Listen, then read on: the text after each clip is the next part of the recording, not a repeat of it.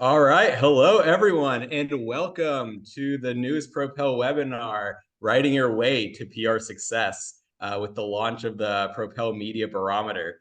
So we're just going to give everyone a minute or two to sign on. And while we're waiting, we'd love to see where you're all calling in from. We have people join us from all over the United States and around the world. So that's always fun to see where people are joining in from. So, Jack, where are you calling us in from today? I'm calling in from the beautiful town of Monroe, New York, which is about 60 miles north of New York City. Oh, wow. So you're really getting pummeled by that winter vortex, it sounds like. Yeah, we've had two snowfalls, and today was the coldest morning yet. It was about 9 degrees with a wind chill of 1, so I really felt it when I went outside. Oh, wow. Yeah. So I'm quite happy here in Tel Aviv, Israel. I thought it was cold this morning. It was a balmy 55 degrees. Well, Got up to about 65. So yeah, a little bit warmer. Okay, so while we're just waiting for more people to sign in, we're going to start off with a little bit of a poll. The question is, excuse me, the question is, how do you feel your writing skills are compared to the average PR pro? I'm just going to jump out of the full view for 1 second so I could launch the poll. Um, and yeah, we're just going to see, do you feel that you are incredible at PR writing already, that you're essentially Mark Twain? Do you think you're about average? Or do you feel that there is a little bit of work that can be done from your end?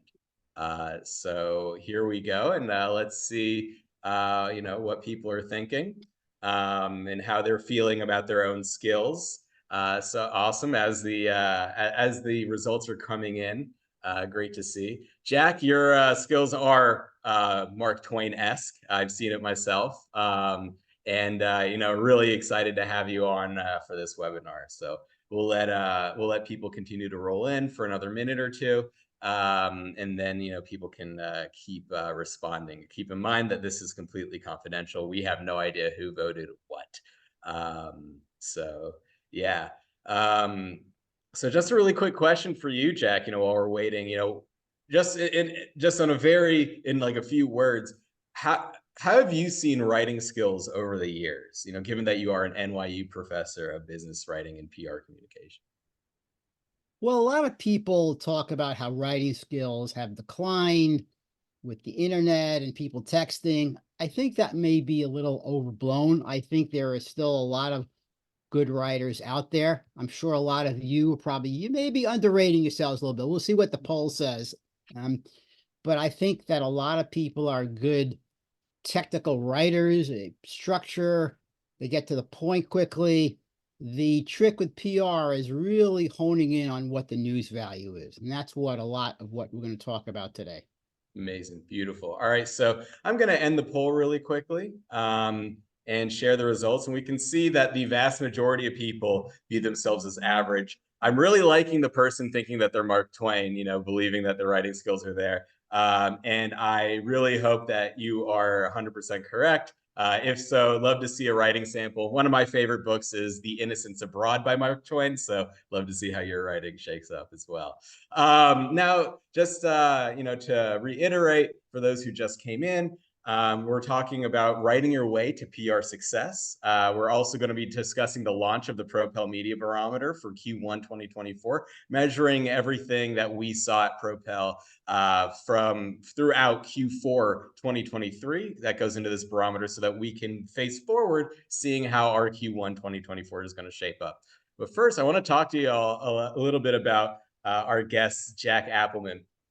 So first of all, Jack is a prominent business and PR writing coach and the author of the highly touted 10 Steps to Successful Business Writing, second edition. I'm actually going to put a Amazon link to that book in the chat here.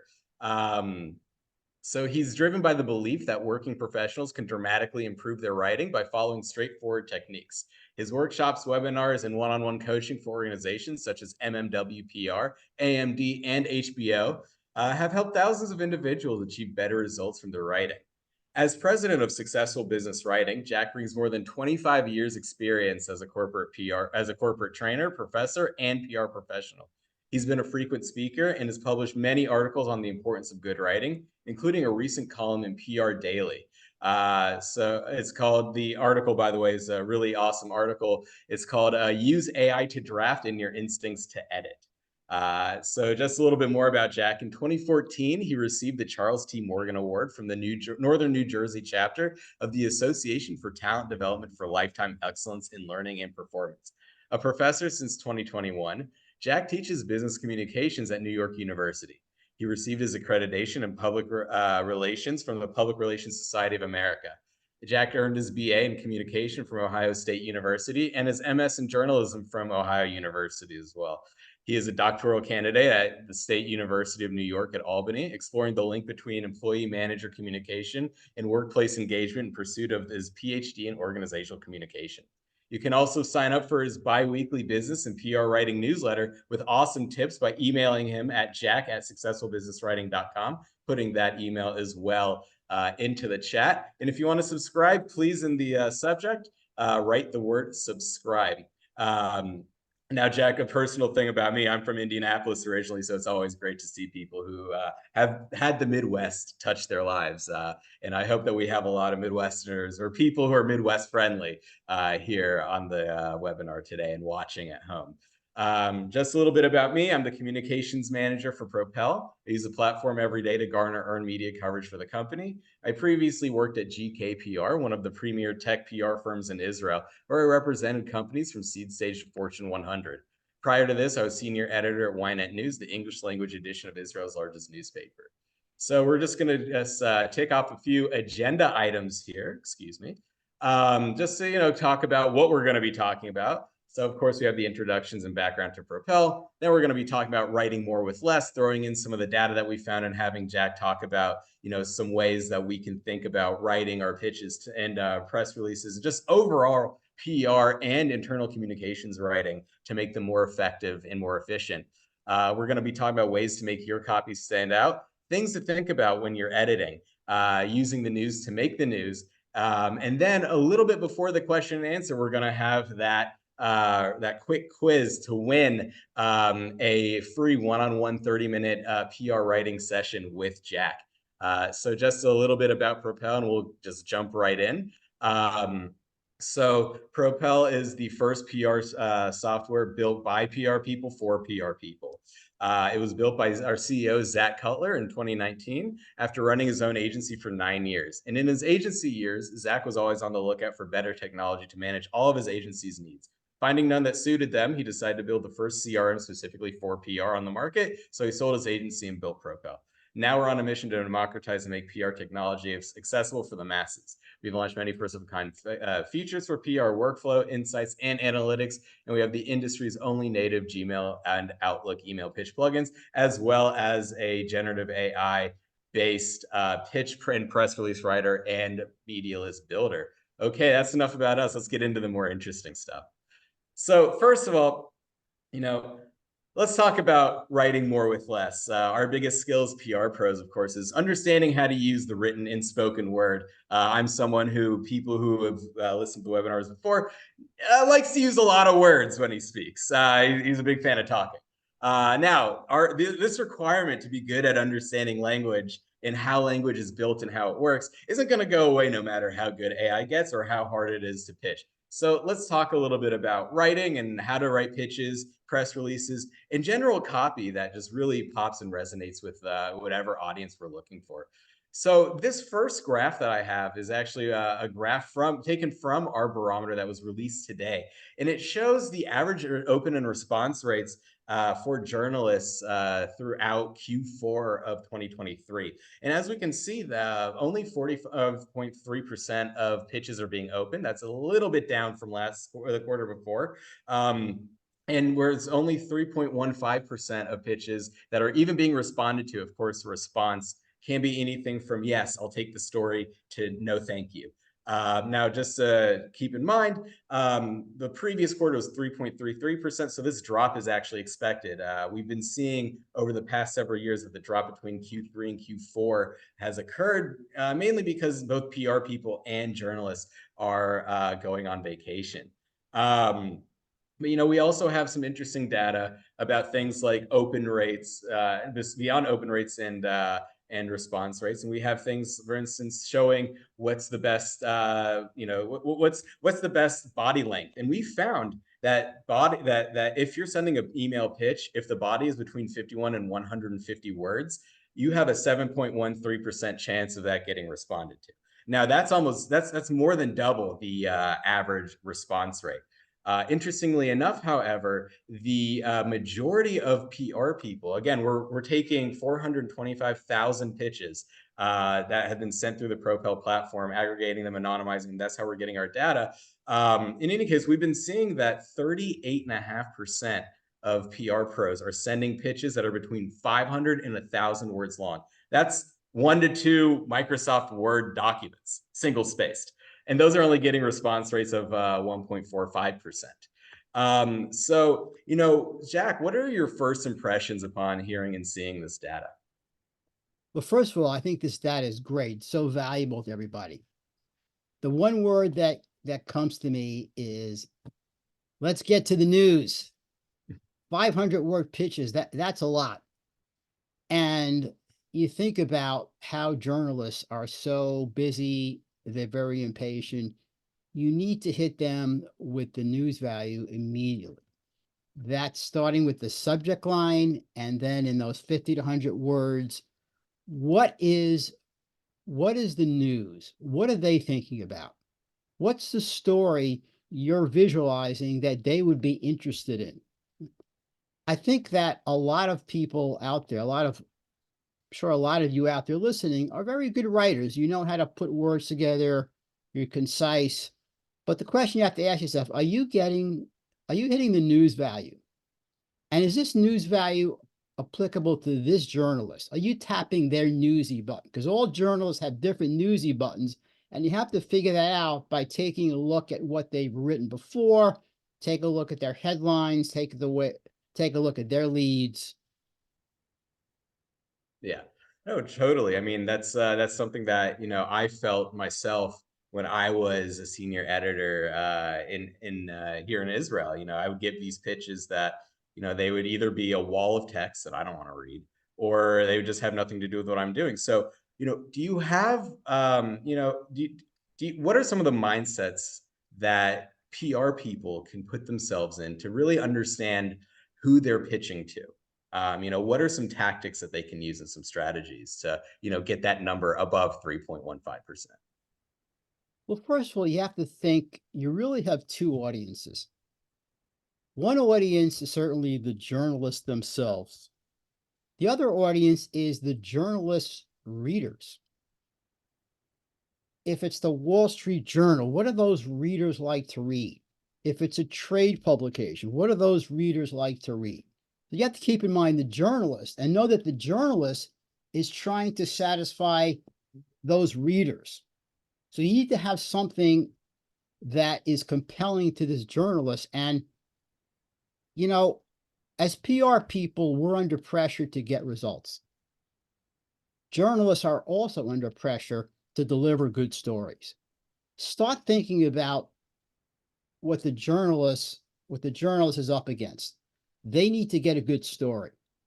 Take a look at the good stories they've had before. What can you do to help them make a good story and incorporate your client? So it's really a question of thinking about what the journalist is thinking about at that time. Yeah, no, that totally makes 100% sense. And, I think it goes really back to what you were saying, that you have to read what they're doing. You have to understand their train of thought, their voice. And you could really understand that by reading enough of them. I think that's one of the biggest issues, though, is that, and we'll get into this later, but, some PR people might think, oh, I'm on 8 accounts. I don't have the time to do that. But I mean, that's really what it comes down to, is being able to do that. But that's also a trait that comes with that experience. It comes with, it comes with, maybe you're not 100%, confident in your news reading abilities, because that is a skill, as we've been seeing, more and more over the past few months, especially with the rise of generative AI. And I was wondering, what are some of, like, especially today, some of the biggest writing issues you've seen with people at different stages of their PR careers? And what do you think that they can do to kind of slow down, to understand how to get the journalists to respond to them and to pique the journalist's interest? Well, certainly people who are just beginning their careers are coming out of college. And in college, even though if you've taken some journalism and PR classes, in college, there's still this mindset, well, I need to write a minimum number of pages because the professor told me so. So sometimes, though we know it's good to be concise, sometimes subconsciously we're saying to each other, more is better, more is better. And you have to resist that urge to write a lot and to over explain. So that's one thing, is you need to be able to resist the urge to write more than you need to. The other thing is really understanding what the news value is. I've seen in a lot of the people I've coached, I see that, again, they write technically, they write well, but it's not until the fourth or fifth line that they're really getting to the news value. And sometimes they're not explaining it well. You want to explain the news value just like the journalists explained it in their last story. Use that example, mirror the journalist style as much as you can. Right. And of course, do it in as few words as you can. That's not, you don't want to necessarily tell the whole story right off the bat. You want to have a little bit of intrigue. You want the journalist to be interested enough to reach out and say, "Oh, tell me more. Oh, I want to get the inside scoop." At least that's what I found. And have you found that as well? Yeah, you can't tell the whole story in the pitch. That's when you come up with those 500-word pitches that aren't nobody's going to read. You have to intrigue them, and also you need to be respectful. You don't want to say this is going to be a great story. You want to say something like, based on what you've written, this is a trend that I've noticed, and it could be something that you may want to look at to take a look at this trend because people are doing this, this, and this. So you want to intrigue them, and not to say this is going to be terrific, but this is something that is worth your time to look into. Yeah, definitely. I mean, that's how I got my stories for sure. I had to have a little bit of interest in whatever was being spoken about, and then that's when I would go into it. So something else that I wanted to just kind of touch on a little bit is subject lines for pitches, which believe it or not, it's really important. I don't know if you guys know this, but a lot of journalists, they look at their phones. They'll get a pitch, they'll get an email, and it's on their phone. And so you're not only are you fighting for space on the phone, you're fighting to, write something that is going to intrigue them to open up the pitch in the first place. We do have a bit of data on that actually, and we've seen that the average response rate for a subject line that's 1 to 5 words, which is extraordinarily hard to do, but it's the highest one, is 3.88%. Meanwhile, the average response rate for a subject line that's 6 to 9 words is 3.18%, still higher than that 3.15. And it's, we've been tracking over the past few quarters that PR pros are starting to limit the word count in the subject line. Before, the most pitched number or tranche of numbers was 10 to 15 words. Now it's down to 6 to 9 words by a small margin. And I was wondering, uh, I think a lot of it, a lot of writing has to do with saying a lot in a little. And nothing, can demonstrate this more than a subject line, of course. So, there's all different types of like phrasing and all different types of ways to build not only subject lines but also inside the body of the pitch that you can do. And so, I was wondering, can you talk about some of the techniques that you have and that you teach to really get that short, snappy, to the point, information filled, not only subject line but also pitch itself? Yeah. Well, first of all, that's kind of tough. 1 to 5 words is tough. That's It that's is. very tough. I mean, if your subject line is 6 to 9 word, I think that's okay. Yeah, sure. If you get it down less, I think what the mistake people make on subject lines sometimes is they feel that they have to get in their client's product. And sometimes you're better off talking about the trend.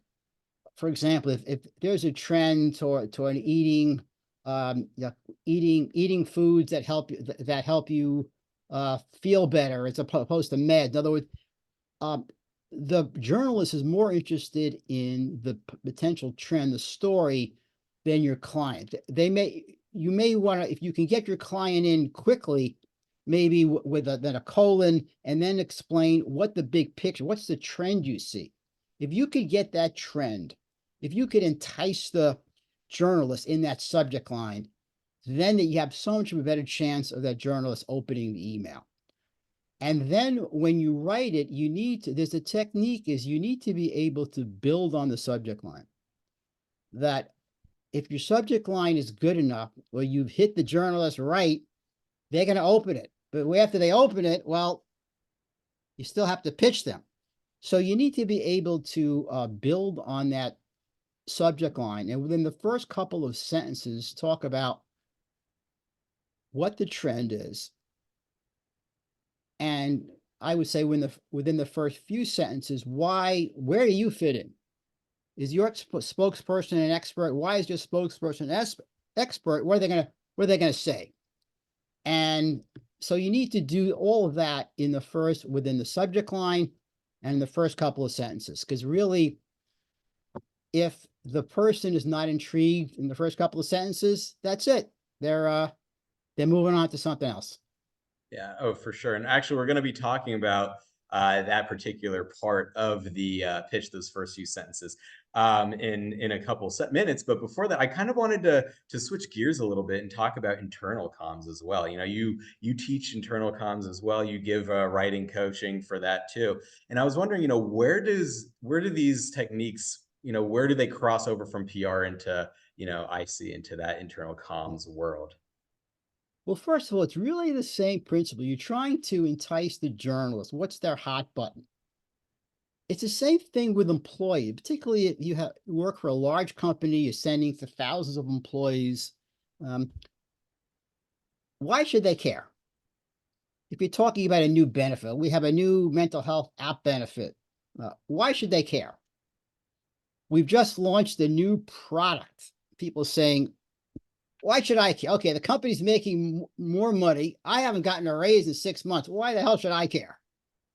So you need to really frame it in something. You really have to get into their head. Same thing you get into the heads of a journalist. You have to get into the heads of an employee. Why should they care? What's important to them? If you're talking about, for example, a new benefit that's going to help with elder care for aging parent, when you write this, you need to say, you can better take care of your parents. You can do this. Really get into what the employee is feeling. Make them stop and read something. Yeah, definitely. Yeah, so that's I mean that's great advice, and it's interesting how the two worlds really connect. And I wanted to kind of go back to, you know, getting your copy to stand out, getting your pitches to stand out, and it really does matter with that first impression, with those first few sentences. So first, you know, this is also from the Barometer, and we found, interestingly, this quarter, the best pitch lead length. That's what we in Propel call that first paragraph. The best pitch lead length this quarter was 81 to 100 words, which we found to be interesting because normally that number sits around 50 to 75. For some reason, journalists are really liking to see, at least this past quarter, longer beginning paragraphs, which we found to be, you know, pretty interesting. It's the first time we've ever seen that. Another thing that we found to be interesting that has kind of remained stable over the past several quarters is that the optimal number of embedded links is 2 to 3. That's what's going to get you the highest percent rate of responses. But most PR people are actually sending 4 and more embedded links inside of their pitches. In fact, 2 to 3 links, despite having that higher percentage response rate, only 22.5% of people are sending those versus over half of people are sending things with more than 4 links. And I was wondering, what do you think about these numbers? Why do you think these numbers? I mean, first of all, the links is interesting. Why do you think people are putting so many links into their pitches? And what do you think that this does on the other end to for the journalists? Well, the reason that people are probably putting in too many links because they think that everything is so important. Maybe they've gotten from their client, oh, make sure you put in this, make sure you put in this. And not everything is that important to the journalist. So, and by nature, we don't like to have too many choices. And when you give a journalist 5 different links, they say, oh, I don't have time to review all these links. It's just, I'm going to move on to something else. So you need to be able to figure out what are the most important links. Part of the problem sometimes is you're talking to a client and they're very excited about their product and they think there's so many different important facets of it. As PR people, we need to sort this out. We need to filter what's really important to the journalist and maybe pick out, based on your data, pick out the top 3 links. And in terms of the interesting about the pitch lead length and the paragraphs, journalists want you to really you need to entice them at the beginning with the subject line and the first couple of sentences of the lead, but then you need to develop it. You need to show, well, here's how your story could go. What I like to do in a pitch, I like to lead with what I think is the most important news. Go for it. Then maybe in the second paragraph, after you've talked about your spokesperson, then say, here are some other approach, maybe bullet point a few different other approaches, because what you think is the most important news angle may not be. Give them choice. People like choices, and people will like choices as long as you start with the really most important news from your standpoint. Then if they want to read more, if they're intrigued, then they'll take a look at, oh, here's some other ideas that you may want to consider. So what that means is, in most cases, your pitch can't just be 30 or 40 words, because you're not going to get them, you're not going to give them enough ideas for what the story is going to look like. Yeah, no, that totally makes sense, and I think it's it goes back to what you said. Too much choice is too bad. If you're just overwhelmed. It's like when I fly back to the States and I go to Walgreens or CVS and see the wall full of toothpaste. I mean, there's 50 of them. I don't know which one to get. It's the same thing for a journalist seeing 5, 6, 7 links on there. You just need one, or sorry, you just need 2 or 3. One that definitely links back to the organization you're representing, and then another 1 or maybe 2 that kind of prove that what you're saying isn't complete, isn't made up and fabricated. And then you've already built the trust just throughout the pitch itself that, okay, this person knows what they're talking about, and oh, this is a different angle. This is interesting. Now I'm interested as a journalist. I want to see what this person has to say and where it's going to go from there. Now, I was just wondering, if we could talk about kind of the year in reverse in 2023, and I wanted to hear from you. What are some of the bigger challenges that you've noticed in communications, be it internal or PR, amongst your students, specifically in 2023, and how do you see those trends going? Well, probably some of the biggest challenges is probably with my students who are graduate students in business communications. It's probably overwriting. And some of my students, I have them write, some of the PR students that I've had, they write pitches, they write releases. Some of the students, they write proposals, and same thing with proposals. It's not really addressing the readers with them. It's such a simple concept. What's in it for me? Me being the reader. But it's hard for a lot of my students to really do that. I drum it in the whole semester, whether you're making a presentation, whether you are writing a pitch, whether you're writing a proposal, you have to think like the reader. And it goes back to what we were saying before. I know I'm being repetitive, but if you ask me what's the biggest challenge I see from students, it's not honing in on what the reader wants to know. Kind of a circling of the drain, if you will, to get to the main point. Yeah, yeah, and sometimes the other thing is not putting it all, not organizing it into sections, maybe having things all over the place. So the beginning should be the main point, then maybe additional points. So it's really about honing in on the main idea that readers should care about, and also organizing the information properly. Now I'm gonna ask you a but question. So, but I've never been a journalist, but I've never been, someone on the receiving end of this. I'm sure that you get this all the time in your coaching sessions.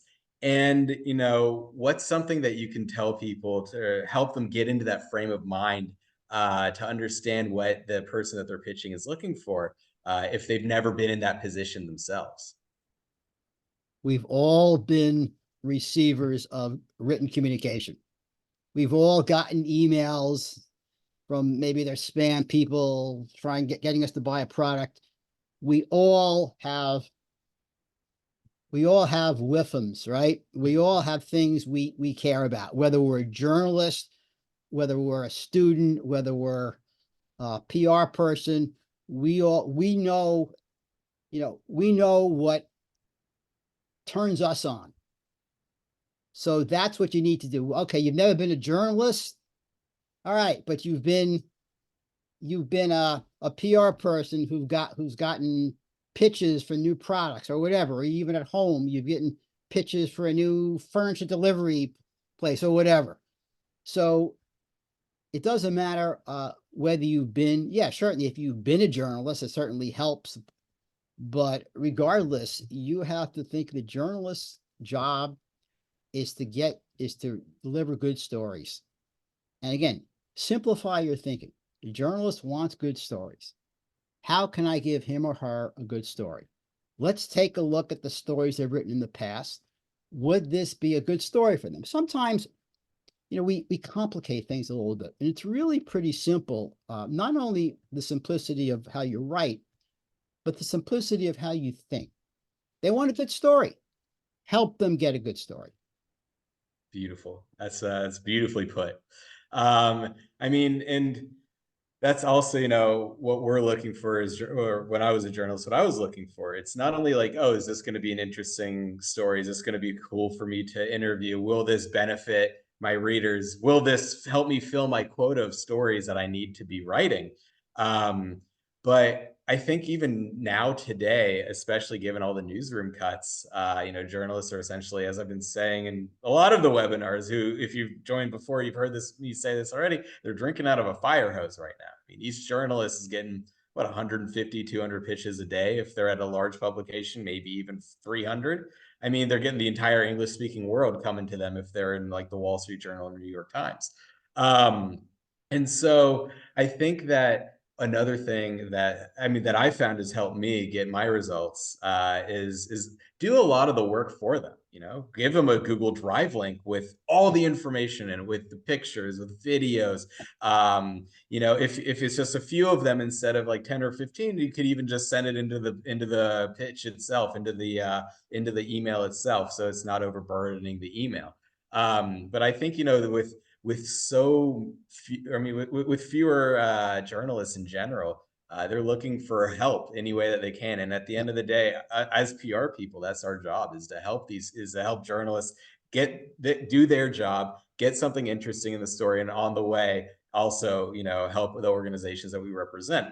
Now, given that we're now in 2024, we're going to bring it back to this year now.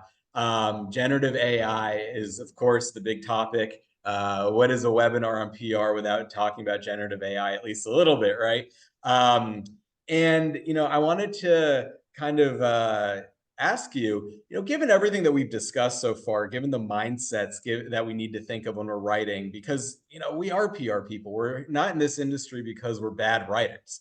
We're already probably pretty good. I mean, the poll said that everyone thinks they're average. I would venture to guess that most people are a lot higher than average that are listening to this. Um, so I was wondering, where have you found AI to be beneficial in the PR writing process? Yeah. Well, one of the first places is first areas, I should say, is speed. That sometimes we get, okay, we have to come up with a pitch. We have to come up with a press release and we don't know where to start. Good. Start, use AI. Here are some ideas. Come up with a draft for me. And so you could certainly think its biggest asset is really productivity and doing things faster. That's one thing. So use AI to generate some quick ideas. Put in some information, give the context, and see what you come up with. The other thing is that you can use AI as your partner. You've come up with a draft. Go to AI.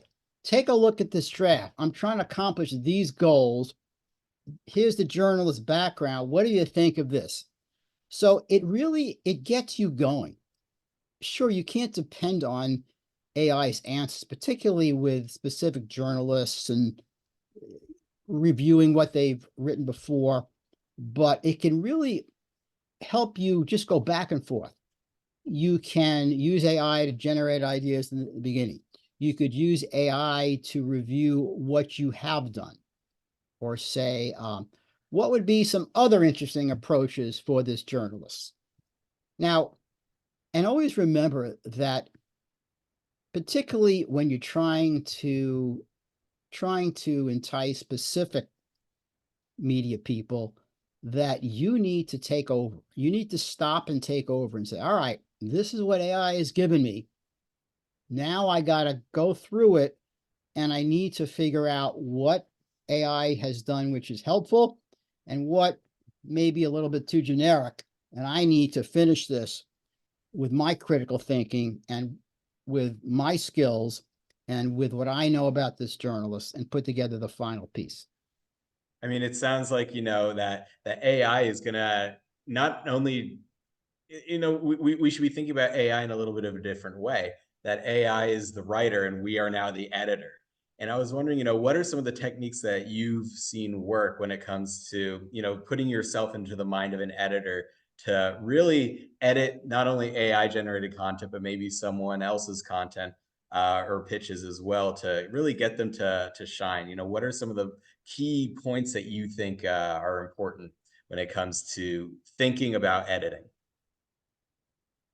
Well, first of all, with my coaching, I often give people a pitch that is, say, not so good, and you revise it. And sometimes when somebody sees what somebody else wrote, something I've come up with, they're able to figure out, hey, that's not really getting to the news very quickly. So when people see other pitches and they have to revise it, I think that's a very good good strategy for teaching.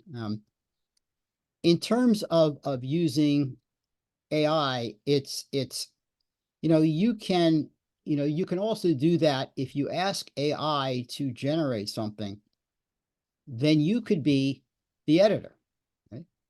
And sometimes it helps kind of get you going.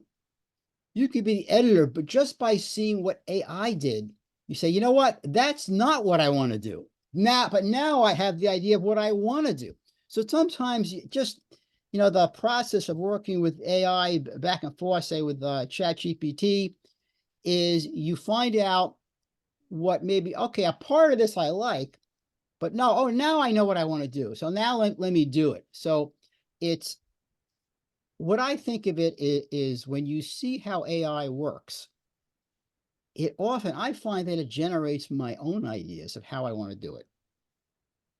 Kind of like seeing what you don't want, what you didn't know that you don't want, something like that.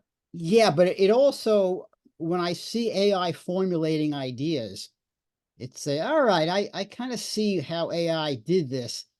Now I'm gonna take over, and I have some other ideas that I think it gets me going in terms of generating my own ideas just by seeing what AI's ideas are. So we talked a little bit at the top about, time management and how, we're under pressure to get as many results as we can for a particular client or something like that. And we also spoke a little bit about using AI to really take over, not take over, but to help us reduce the time spent writing. And I kind of wanted to hear, because we spoke about this a little bit before this particular webinar. You mentioned some great ideas about how to do the editing process, about how to kind of get off that hamster wheel. And I was wondering if you could explain that a little bit too. Sure, sure. In so many of the people that I've worked with, is so many, particularly early mid-career level people, is that understandably so eager to get things done, get something off their desk. Well, I need to show this to the client. I need to show this to my supervisor. And under a pressure to do work in a lot of clients. And one of the things, again, very simple thing that they don't do, they don't review their copy. And because there's such pressure to get things done. So unless you have a ridiculous deadline, say, hey, you got to get this out in 45 minutes, you need to spend the time editing. And I think the best way to do that is to draft something, put it aside, move on to something else. Even if you have to draft 3 or 4 things in a day, draft the first thing, put it aside, move on to the second one, then draft it. And it's amazing that when we come back to it, how much better we are. I've sat down coaching people and I say, all right, let's review the drafts. And when I review with them, I don't even need to tell them what can be improved. They see it themselves. The other thing that also be helpful is we are staring in front of the screen for hours and hours at a time. If I have something important I want to write and submit to somebody, I like to print it out. Print it out. Not only print it out, I like to step away from the screens, move over to a couch or a table with my favorite, if you like, coffee, tea, or soft drink. Just sit down on a piece of paper, write it with a pen, and say to yourself, is this good? If I were the editor, would I like this? Just really be able to read it as the reader. That's what a lot of people are not doing enough. They're not setting aside the time to edit. And they are not letting things sit for a while and coming back to them, say an hour later, or even the next morning to see how it reads. I mean, it's something that I practice all the time. When I have something important, I want to send a client an update on an upcoming workshop, I'll put it in a Word file and I'll get it ready to send. Next morning, I'll look at it. Wait a minute, I forgot. I wanted to also add this. Oh, that doesn't read the way I want it to read. So it's amazing. We don't tap the power of our own editing instincts enough. Yeah. No, I totally hear that. I really liked what you said about taking a step away from the computer. I think that there are a lot of us that are working in green offices or paperless offices, so it might be harder to print out. But I think that something that's really important is not only stepping away from your computer, but stepping away from the screen for 20 minutes, 50, 20, 30 minutes, Yeah. or if possible, even for 10 minutes is fine too. I don't know if people have heard of the 20-20-10 or it's 20-20-20 rule. It's every 20 minutes, look 20 feet away for 20 seconds so that your eyes don't get tired from staring at a screen. Mhm. And I think that could actually also benefit our editing skills. You step away for 5 minutes, go to the bathroom, get some water, make some coffee, something. And then you come back and all of a sudden, your eyes have readjusted physically. And then your mind has kind of wandered away from what you just wrote. So when you're looking at it, your eyes are literally and figuratively a little bit fresher, and you're able to look at the copy and edit it a little bit better. Yeah, absolutely. Um, Yeah. now here's my but question. But I don't have time. I have too much to do, and there's no way for me to take even 35 seconds away. What is some of that? What would you say to a detractor like that?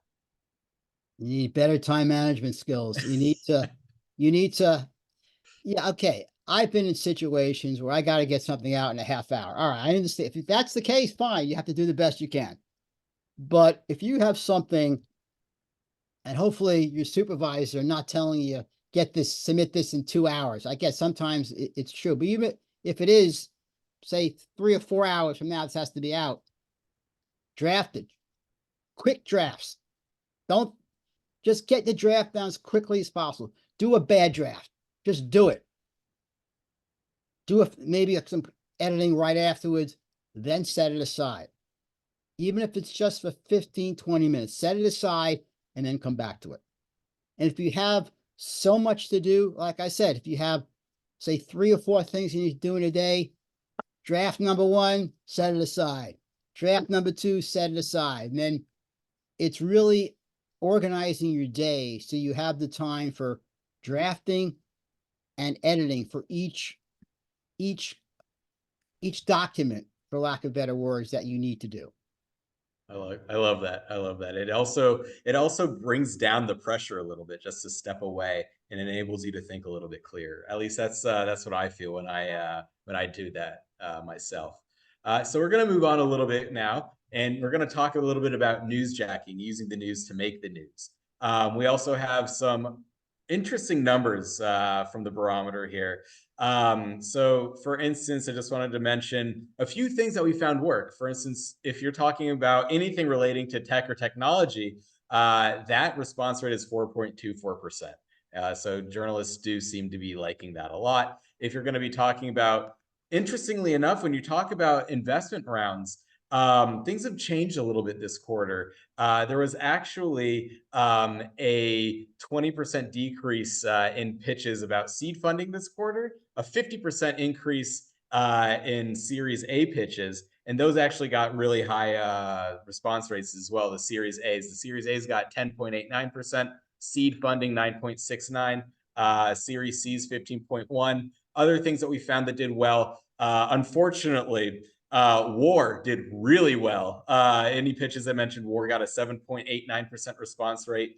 Peace, zero, nothing. No journalists responded to anything that mentioned peace, unfortunately. And also, interestingly, Twitter, anything mentioning Twitter, Met, or X, 4.23% response rate. And on the flip side of that, every single thing every single thing that had to do with a celebrity or name dropping performed horribly. Taylor Swift, we've all heard of the Taylor Swift halo, PR halo. Anything mentioning Taylor Swift out of the 425,000 pitches that we analyzed, nothing, no responses. Same for Elon Musk, same for Donald Trump. Joe Biden did get a 0.22% response rate. So there is that. But again, that's basically zero. Same, and then Pride Month into the Super Bowl. Those over the course of the last year, that's going back over the year. Those got 0.x response rate, so not even a 1% response rate. So I'm wondering, before hearing the numbers, what did you think about newsjacking, proper ways to do it, and has that opinion changed after hearing what we just found? Yeah, well, certainly maybe the journalists are just tired of hearing some of those names that you mentioned. Newsjacking is really an age-old technique, and I think it's still very applicable today. When you want to build on news that's already happening, when you're pitching, you need to you need to add something to the story. If there's a new trend, like for example, I saw an article a few days ago that the whole idea of renting clothes was a big deal, but now it's kind of waning a little bit, right? So if you could have something, if your client has something to add to that story, because obviously something that has been in the news, you don't want to just repeat it. This, why is this a story? It's been in the news, but here's something in additional that's related to this that you may want to investigate. And my client can give you their perspectives on this. And also, what we mentioned before, when you write a pitch, always offer to help the journal. I'll be happy to help you uh, identify other spokespersons and get more information. Again, just want to throw that in there as a technique that we've used for many years. Yeah, I love it. Yeah, it's that's what we've been finding with the numbers. Unless you have a scoop on Taylor Swift, it's not necessarily going to help. And I mean, I hope you have some, but I don't think that many of us have some inside scoop on whether or not she's engaged, which I think she is now. I'm not sure, but yeah, that's really what it is. Is do you have something new and interesting to add? Otherwise, why are you name dropping if there's nothing here of substance? And I remember as a journalist, I would read that, I'd get interested, and then immediately, this has nothing to do with anything. You have as much information as I do about this interesting subject. So I'm gonna ignore this particular pitch. So I wanted to move on really quickly, just a little bit about some 2024 predictions, where we see PR going, and then right after that, we're gonna have the quiz to win a 30-minute free one-on-one PR and business writing session with Jack. So Jack, do you have any where do you think PR is going in 2024? Well, certainly AI is going to be a big part of it. I think that the PR professionals are going to start using AI more and more. And of course, the AI we know today is going to be a lot different, say, in 2 years from now. And journalists are also going to be more selective. They already are selective, but they're becoming more selective. And they're also going to be more, they're probably going to know, they're going to develop a better sense of what's pure AI copy. So that's why it's important for us as PR people to, okay, use AR, but really come across as somebody who's done some critical thinking, who has some insights, who has a client who can offer some valuable perspective. So it's going to be up to us to really show that we're operating beyond AI, and we're still going after. We're going to help you develop some good stories. Awesome. Where do you think the industry as a whole is going? Where do you think the industry's place, in general society is changing, if it's going to change at all, in your opinion? I think it's going to become more and more important. We've seen over the past couple of decades that people want to do business with companies who are good corporate citizens. That's going to continue. So I think PR is going to become more and more important in that the average person is going to care about what the company's reputation is. They're going to care about the products. They're going to care how they respond to the public. And it's up to PR people to really let us know like what these companies or organizations are doing that's positive. And also, if you're in crisis communication, to explain why they're doing is not a terrible thing, even though they've gotten a bad reputation. Right. Amazing. So it's our skills are going to be increasingly needed going into this year, and definitely going further into that. Well, now it's the moment we've all been waiting for. It's time for that raffle. So, well, not raffle, the quiz. Now, this is how we're going to be doing it. I'm going to put 90 seconds on my clock, and I'm going to put we're going to be putting a prompt, and it's going to be up to you all to figure out what is wrong. And the first person to put that into the chat is going to get the prize. And we have 90 seconds to do it. So, all right, are you guys ready? And On I your will marks. explain it when you put it up. I'll explain it so you know exactly what you need to do. All right, sounds good. All right, let's go. Here we go. Okay, so you need to come up with the correct word. You need to replace the wrong word. Example is you wouldn't say she writes good, you would say she writes well. So there's one word here that's wrong, that's grammatically wrong. All you need to do is come up with the correct word and put it in the chat, and the first person to do so will win the free coaching session. I'm hoping our Mark Twain writer is going to be the one that gets it. Let's see. Let's see who does it. All right, we have one. We don't Nope. have that. We don't have the Nope. correct one. You just need to Not give me correct. the, We have just a give me minute the right left. word. Just you don't need to give me the wrong word. Just give me one word, the correct word. Yeah, 50 seconds still on the clock. No, not communications here. I should hold this up. Hopefully you could see it. Oh, There we we have go. the right There we answer. go. We got it. We got We it. have It it. We is have it. Oluwatomi. I hope that I pronounced it Watomi, Lowell, congratulations. amazing. It's So these, and you can move on to the next slide, and we'll explain why. amazing. Because Maya outlined several ideas. So the ideas is plural. So the pronoun has to be plural. These included, not this. So congratulations. And please contact me. We'll set up the 30-minute coaching session. Yeah. Yeah. Here I'll also throw Jack's email back down here if you don't want to scroll all the way up to find it. Amazing. Well, this was oh, here we go. Amazing. So we have now it's time for questions. I saw that we have at least one question so far before we end. So this is from an anonymous attendee. What suggestions do you have for someone who is just getting started in PR? And what skills do you think are the most important to concentrate on and improve? All right. Well, first of all, obviously it is writing. That's all. That's why we're here. And also to really pay attention to how journalists write. Pay attention to what the headline is. Pay attention to what the lead is.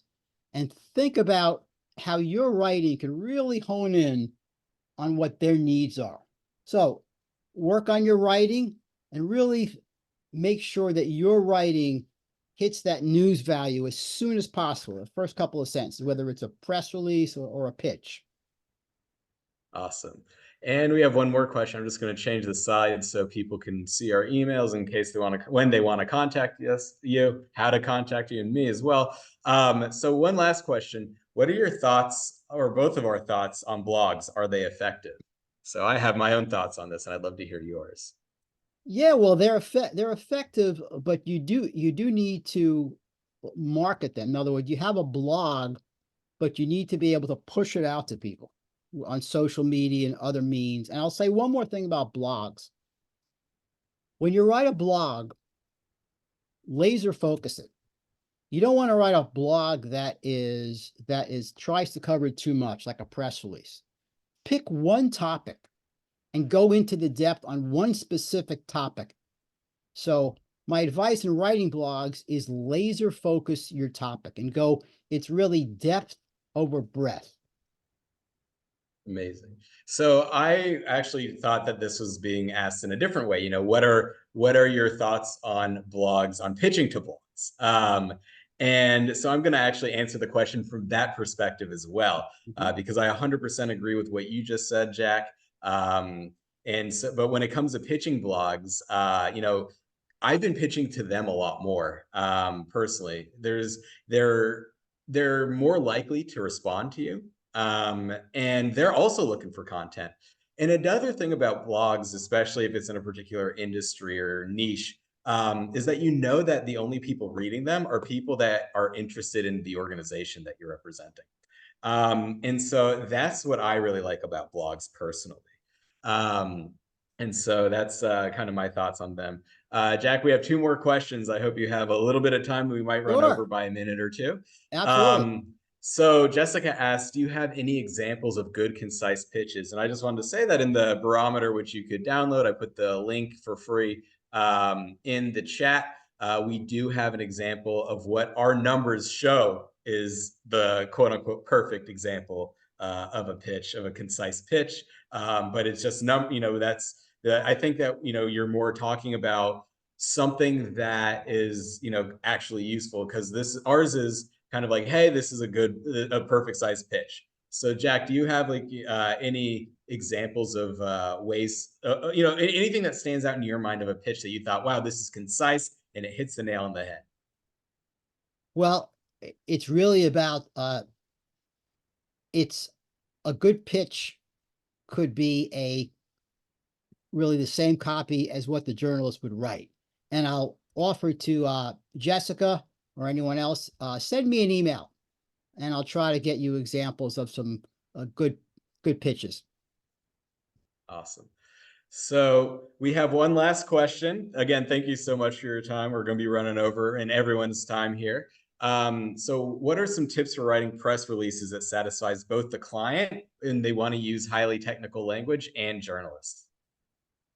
Well, first of all, you have to tell, it's our job as PR people to tell the client that, hey, I know how to write it.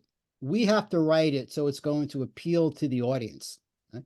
So first of all, have the client understand that and say that, yeah, we're going to get the technical information first, but we're going to lead with the business implications of it, particularly if you're writing to a business audience. So a lot of it is being able to explain to client, hey, we want to help you. But in order for us to help you get more visibility about this, we need to write it in this way.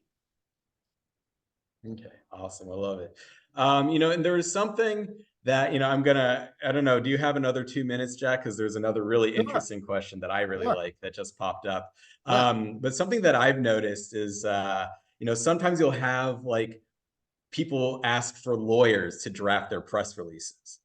And, that's not a bad idea necessarily. But what I've noticed when lawyers draft press releases is that it's almost like they're making a statement of claim to a court. It's very dry, it's very direct, it's very, intense.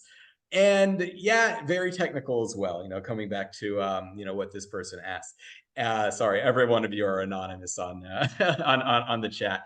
And I've noticed that those really don't get as many results, because who wants to read just a bunch of legalese? It seems like they're hiding something. It seems like there's a veil. And so, when you are, our job as PR people, I think, is, and it could be if you're doing something with legal, if you're doing something that's highly technical in tech, highly technical in engineering, we have to translate that into a language that the journalists will understand. These journalists do write about these subjects, but that doesn't mean that they're expert matters in the tiny little niche that your particular organization is in. So you need to be able to translate what your organization is saying in a way that uses highly technical language, but maybe kind of not necessarily waters it down, like Kubernetes. I'm sure I could only imagine, if you're writing this question, you're probably writing about Kubernetes, where the words replicate and duplicate mean two totally different things. So you have to, really toe that line and massage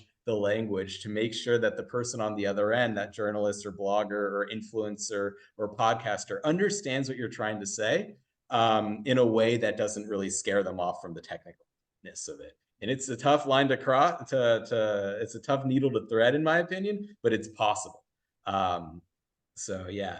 And then this is the last one. In some countries, we're dealing with a dilemma: to pitch or not to pitch media, which are quite politicized but are still considered top tier. Do you have any recommendations or thoughts on this, on the politicization of different media outlets? Well, just be sensitive to who they are and what they're trying to, what their mission is, what they're trying to get across. And if you have something to add that be valuable to them, just be very sensitive in the way you write. Be matter of fact in terms of, here's some more information that would be valuable to you. I hope that answers your question. Yeah, me too. That was a great answer. I really liked it. But yeah, so Jack, thank you so much for taking the time to speak to us. This was really enlightening. This is a whole lot of fun. And I really hope that, people also took a lot out of this. Jack, if there's anything else that you want to, push, promote, things that you want to talk about yourself, I'd love, this is a great time to do it. Yeah, well, first of all, this has been a lot of fun. I really enjoyed the conversation, and it was a lot. There's a lot to talk about with PR writing and just PR strategies. It's always changing. So these forums are great. Anybody wants to contact me, I do one-on-one coaching. I do workshops and webinars for companies on PR writing, business writing, and any of you who want, a couple of you wanted examples of the PR pitches. I know you put your email in the chat. Go ahead and email me. This way, I'll remember. I'll be happy to respond to you. Anyone has any questions, please contact me. And happy writing. Beautiful. And once again, I'm Achan from Propel PRM. We just came out with our barometer. Feel free to download it and see how it can impact your writing and how your writing stacks up. Well, everyone, no matter where you are in the world, have a great evening, great afternoon, or a great morning. Thanks, everyone, once again. And we'll see you for the next webinar. Jack, thank you again so much. Thanks very much. It's been a lot of fun. Awesome. All right. Goodbye, everyone.